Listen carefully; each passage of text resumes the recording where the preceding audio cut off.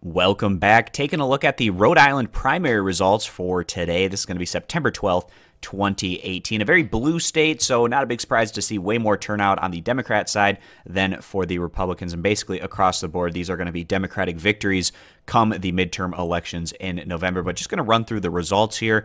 The governorship, we had a Justice Democrat running in challenge to the incumbent for the Democrats, but the Justice Democrat, Matthew Brown, coming up short, doing respectable, but nonetheless losing at the end of the day to the incumbent, who was able to get a little over 50% of the overall vote between these three candidates. And then in terms of that Republican result, Allan Fung going on and winning. But again, as you can see in the primary vote totals here, over 100,000 for the Democrats, over 30,000 for the Republicans. Obviously a stark difference there. And in terms of this governor's race, not the most favorable incumbent governor by any means, so not completely in the safe category. I'll go over to the Cook Political Report, which has this particular governorship rated as a likely Democratic seat there, with the incumbent having the advantage. Now moving on to the Senate result, and Sheldon, Whitehouse, the incumbent, running away with this one relatively, over 75% of the vote.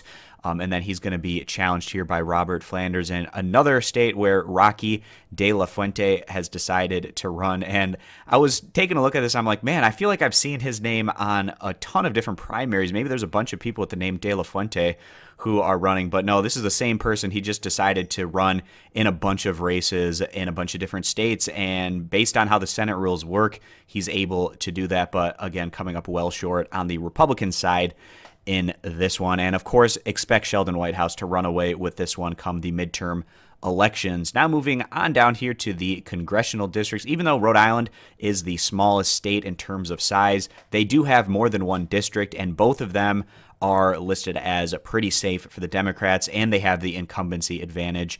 Nobody running against the incumbent on the Democrat side in the second congressional district, and then same on the Republicans. And then we look in the first congressional district, and again, a massive difference in voter turnout, over 51,000 votes for the Democrats and a little under 9,000 for the Republicans. And again, the incumbent very likely to go on and win this one. Just to take a look over at the 538 congressional map, just looking here at the state of Rhode Island, they have over a 99.9% chance for the first congressional district, and then also over a 99.9% chance in the second congressional district as well, to give you an idea of just how safe these seats are for the Democrats. And then one other race that I want to take a look at that people are interested in, that's this lieutenant governor's matchup here.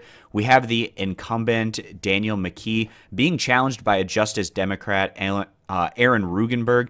Extremely close here, about 92% of the precincts reporting right now, and it's within about 1.5 percentage points. So obviously the incumbent has the advantage to go on and win this one at the end of the day, but still too close to call at this point. And if you go down and look at the results, Providence, obviously an area where there's quite a bit of population, where Regunberg has done decently well. We still have a little bit of the vote out there, the least amount of precincts reporting from that particular area. So perhaps he can close this gap a little bit more. At the end of the day, I would be surprised if Regunberg was able to make up this 1.6% gap with just 8% of the precincts left. But we'll see how that plays out. And when this one is finally decided, I'll post it either down in the video description or down in the comments. Probably down in the comments, I'll post and pin who ended up winning this race, which a lot of people are interested in, a Justice Democrat challenging an incumbent there in that primary. And whoever, of course, is able to go on and win this primary is looking like a great chance to go on and win that one in the general election. So that's going to wrap up this video, guys. If you enjoyed it, leave it a thumbs up. Subscribe for more election coverage and prediction videos, and I hope to see you back here